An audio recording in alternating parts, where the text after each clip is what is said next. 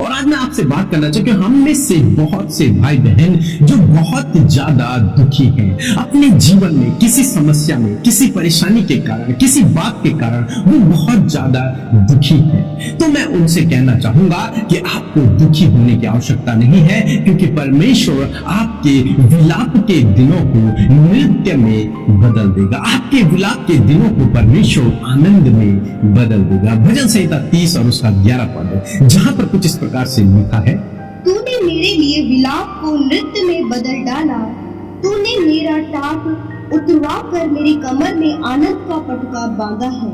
आमीन। दोस्तों, यहाँ पर परमेश्वर का वचन कुछ इस प्रकार से कहता है कि तूने मेरे विलाप को, विलाप जानते हैं विलाप क्या होता है? जब किसी के जीवन में बहुत बड़ा दुख आ जाता है तो वो विलाप करता है। जब किसी के घर में किसी की मृत्यु हो जाती है तो वो विलाप करता है।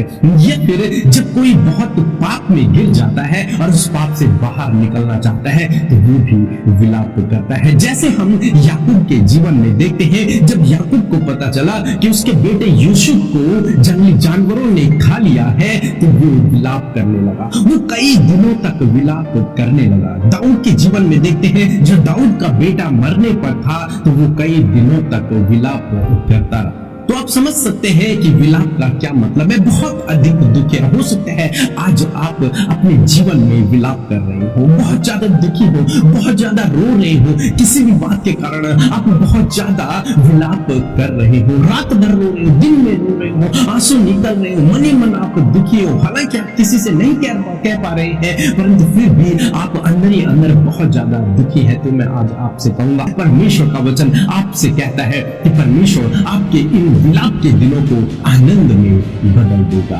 नृत्य में बदल देगा, खुशी में बदल देगा, आनंद में बदल देगा। जैसे हम उस विधवा स्त्री के बारे में देखते हैं कि जब यीशु मसीह ने उसके बेटे को जिंदा कर दिया तो उसके जीवन में आनंद ही आनंद आ गया, उसका विलाप आनंद में बदल गया। याकूब के जीवन में देखते हैं, याकूब के जीवन में एक समय था जब वो यूसुफ के लिए विलाप कर रहा था, परंतु अंत में हम लोग देखते हैं जब उसकी मुलाकात फिर से यूसुफ से होती है तो वो आनंद करने लग जाता है, वो खुशी मनाने लग जाता है। क्यों? क्योंकि उसके विलाप के दिन अब नृत्य में बदल गए, आनंद में बदल गए। इसी प्रकार परमेश्वर आपके विलाप के दिनों को नृत्य में बदल देगा। परमेश्वर आपके आंसुओं को पोंछेगा और आपके जीवन को खुशियों से, आनंद से भर देगा। आगे परमेश्वर का वचन कहता है कि तूने मेरे टाट को उतरवा कर आनंद का पटुका बांध लिया है। टाट आप जानते हैं, टाट को बांधा करते थे लोग पुराने नियम में। यदि आप देखेंगे, जब लोग पापों से पश्चाताप करते थे, जब उन पर कोई विपत्ति पड़ती थी और उस विपत्ति से छुटकारे के लिए वो परमेश्वर से प्रार्थना करते थे, उपवास करते थे,